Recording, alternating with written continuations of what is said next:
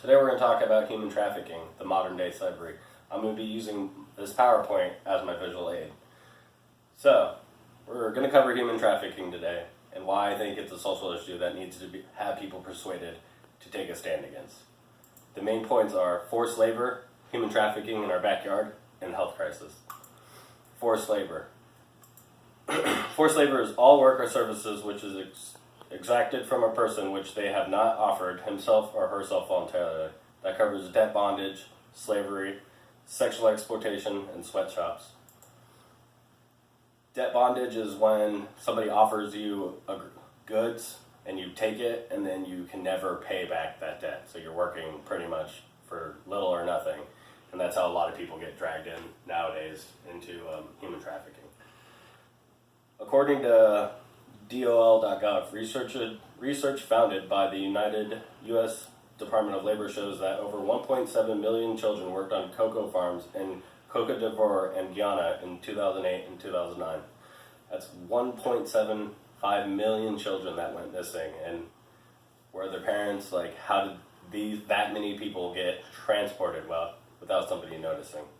Also, the International Labor Organization estimates 24.9 million people a year are subjected to forced labor, 16 million in the private sector, 4 million in the state-sanctioned forced labor, and 4.8 million in sex trafficking. Forced marriage, which enslaves 15.4 million individuals. So you see those websites like mail order brides, Russian order brides.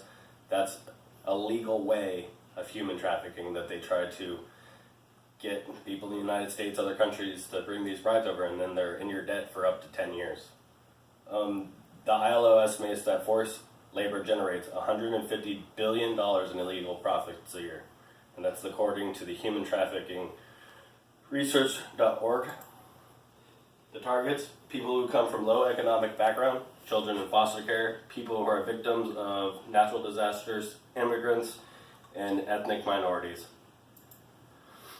And this graphic shows the breakdown of the highest categories that human trafficking is in. So you have 46% prostitution, 27% domestic servitude, that's the mail order brides and the marriage, 10% agriculture, 5% factories, 12% miscellaneous. 14,500 to 17,500 estimated number of people trafficked into the United States each year.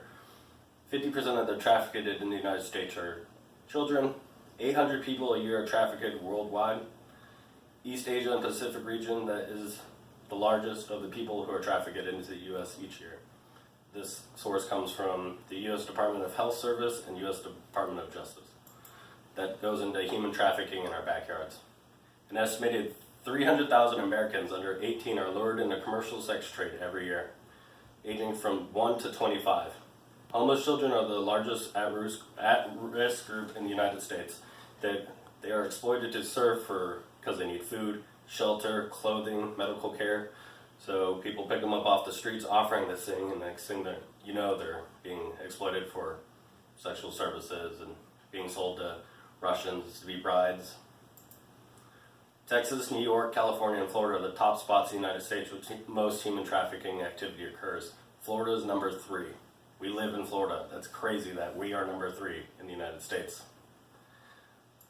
That leads into the health crisis.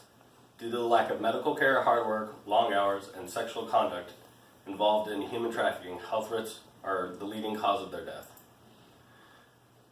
The symptoms include, but aren't limited to, PTSD, HIV and AIDS, STIs, STDs, eating and sleeping disorder, malnutrition, and abuse.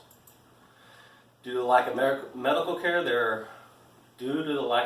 reported by the Heart Organization reports, the average lifespan of the victim are 7 years. It's only 7 years on the streets, and these kids pass away. That's why you see in the news 10 kids found dead in shipping container, 5 kids in Oregon were just found in the woods in tents, but they have no idea where they came from. They stage it because 7 years, that's not long, guys. An estimated 55% of victims suffer from a psychological disorder for the rest of their lives due to human trafficking. So even if they get out of it, they suffer for the rest of their lives. They might be at a group home for the rest of their lives. They might be in a crazy institute. They just might not never trust anybody ever again and can't live a normal life. In conclusion, we talked about forced labor, human trafficking in our backyard, and the health crisis. Final thoughts. CNN reports an estimated 30,000 people die each year from human trafficking. And if you take 30,000 people every 7 years, that's 210,000 people in 7 years that die for that estimated lifespan. If we as a country just think a little bit more about human trafficking, this number will decrease significantly. Thank you.